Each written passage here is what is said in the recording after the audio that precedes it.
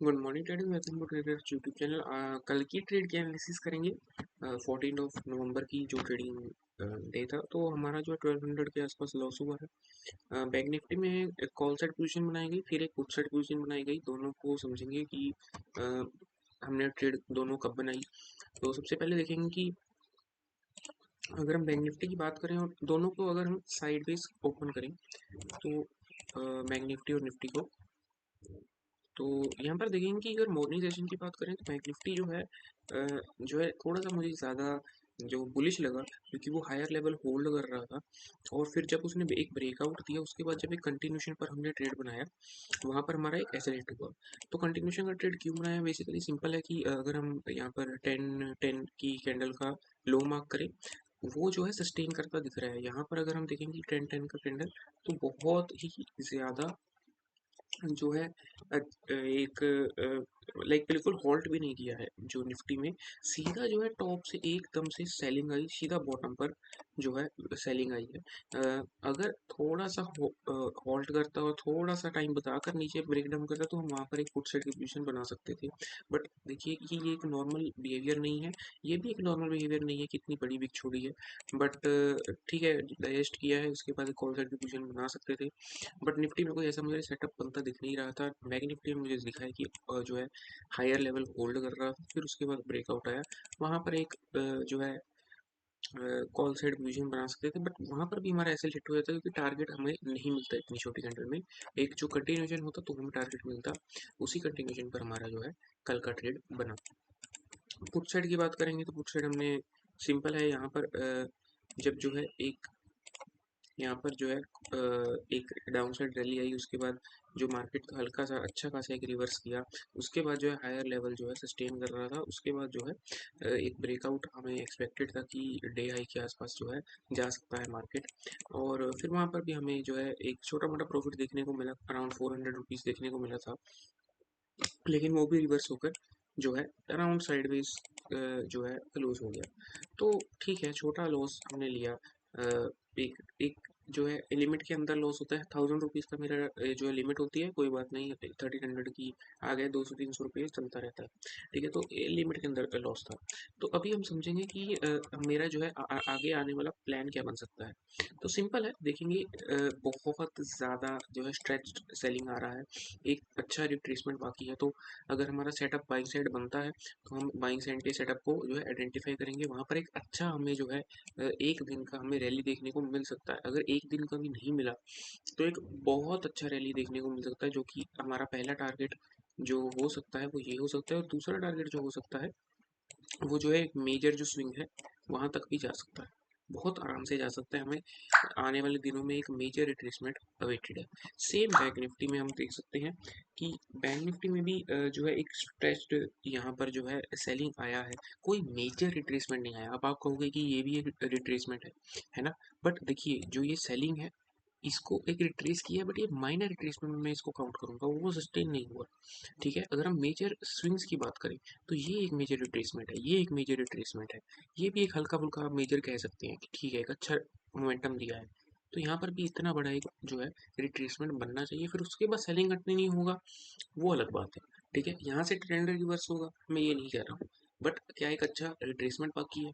हाँ, तो उसी पर हमारा जो कल का ट्रेड था, सेम इसी कंसेप्ट पर था कि हमें जो है बैंक निफ्टी में जो बाइंग साइड अपॉर्चुनिटी दिख रही थी।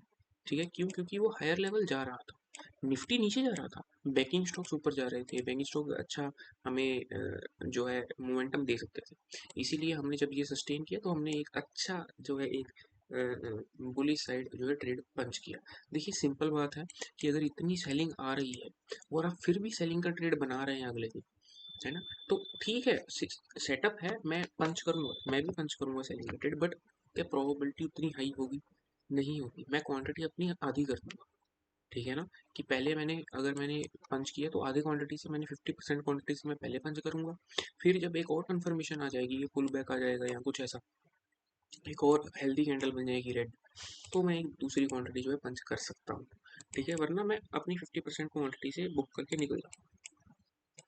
ठीक है, तो ये था आज का एनालिसिस। और थोड़ा सा हमने जो है पिछले 2-3 दिनों का एनालिसिस किया है ना कि वो आगे हमें कैसे इफ़ेक्ट कर सकता है। डेली एनालिसिस की बात कर लेते हैं। डेली एनालिसिस जो है तो हाँ, तो अब देख सकते हैं कि यहाँ पर एक अच्छा सपोर्ट है, ठीक है? अराउंड इस ज़ोन के आसपास जो है एक अच्छा सपोर्ट है, ठीक है? तो वही से सपोर्ट हम जो है एक्सपेक्ट कर रहे हैं, एक अच्छी बड़ी एक रेड कैंडल हो जाए, है ना? एक ऐसी ऐसी जो है एवरेज साइज़ की रेड कैंडल, मैं ये नहीं कह रहा हूँ कि इतनी बड़ी रेड कैंडल बनेगी, बन सकती है, ठीक है? हम बस एक अच्छी रिट्रेसमेंट एक्सपेक्ट कर रहे हैं। उसके बाद जो है ब्रेक करेगा, तो अगला जो है जो सपोर्ट देखने को मिल रहा है वो अराउंड 47,000 के आसपास हमें देखने को मिल रहा है। तो आगे फिर हम बिल्कुल बेयरिश हो जाएंगे, ठीक है? उसके बाद जो हम निफ्टी का देख लेते हैं। निफ्टी का चार्ट, हाँ, तो निफ्टी का चार्ट देखिए ऑलरेडी वो ब्रेक कर चुका है ना? जो कि टारगेट था कि जो पहला था कि 23,800 के आसपास जो है पहले उसने ब्रेक किया, ठीक है? उसके बाद जो है मैंने बताया था कि जो दूसरी आपका जो दूसरा टारगेट आ सकता है वो आ सकता है 23,380 के आसपास, ठीक है? अब हो सकता है कि निफ्टी क्योंकि अब नेगेटिव चल रहा है कंपेयर टू बैंक निफ्टी, कि बैंक निफ्टी में हमें देखने को मिले कि सेलिंग हल्की सी देखने को मिले, है ना? अगर सेलिंग देखने को मिलती है पहला स्विंग कल मॉर्निंग का, तो बहुत अच्छी प्रोबेबिलिटी है कि वो यहाँ से एक रिट्रेसमेंट दिखाएगा। हाँ ठीक है, इतनी ऊपर नहीं दिखाएगा, हल्की-फुल्की यहाँ तक जो है बहुत अच्छा हमें एक मोमेंटम देखने को मिल सकता है। तो फिर अगर देखिए अब ब्रेक तो हो सकता है यहाँ से कि 23,380 जो है ब्रेक कर दे। उसके बाद क्या? तो उसके बाद देखिए अब यहाँ तो ये बन रहा है 22,000 के आसपास, ठीक है? 22,000 के आसपास एक बहुत अच्छा रेजिस्टेंस बन रहा है। बहुत ज़्यादा हाई प्रोबेबिलिटी है कि यहाँ से तो रिवर्स करेगा ही करेगा, ठीक है? बहुत अच्छी प्रोबेबिलिटी है, ठीक है? यहाँ इसी बैंड के आसपास 22,000 21,500 के आसपास। दूसरी प्रोबेबिलिटी क्या बनती है कि जो ये इन्होंने यहाँ पर रेजिस्टेंस बनाए हैं ये एज अ सपोर्ट काम कर सकते हैं, ठीक है? ये ये एज अ सपोर्ट बहुत अच्छी तरह काम कर सकते हैं, ठीक है? तो अब क्या सपोर्ट निकल के आ रहे हैं? 23,000 आ रहा है, फिर उसके बाद 22,700 आ रहा है, फिर उसके बाद जो है 22,500 आ रहा है। तो ये सपोर्ट निकल के आ रहा है। ये माइनर माइनर सपोर्ट होंगे क्योंकि अगर एक अच्छी रेड कैंडल बनाता है तो यहाँ पर हम एक रिट्रेसमेंट का जो ट्रेड कर सकते हैं, बट हम ये एक्सपेक्ट नहीं कर सकते कि यहाँ से एक अच्छा जो है ट्रेंड जो है रिवर्स हो जाएगा। अब आगे क्या हो सकता है आने वाले दिनों में कि हाँ ठीक है, यहाँ से अगर रिवर्स होगा तो हमें आने वाले अगले साल में साइडवेज मार्केट देखने को मिल सकता है, ठीक है? हम कोई अच्छी रिटर्न की एक्सपेक्टेशन नहीं कर सकते हैं, ठीक है? कि बहुत इतना जो बुलिश ट्रेंड इसने 1 डेढ़ साल में दिया है कि वहीं कंटिन्यू होगा, कंटिन्यू होगा। हाँ, अगले 2 साल 3 साल या 4 साल का होल्डिंग पीरियड है, तो आपको रिटर्न अच्छे मिलेंगे। बट क्या 1 साल में आपको ऐसे एक्सपेक्ट कर सकते हैं कि यही बुल रन आगे कंटिन्यू होगी? नहीं, ऐसा नहीं होगा, ठीक है? एक साइडवेज मार्केट आता है, इतनी बड़ी बुल रन के बाद हर एक स्टॉक में देख लीजिए, इंडेक्स में देख लीजिए, हर एक साइड आएगा, ठीक है? तो ये है अभी तक के लिए एक्सपेक्टेशन है, ठीक है? अभी हम रिट्रेसमेंट को ट्रेड करेंगे आने वाले जो वीक है उसमें।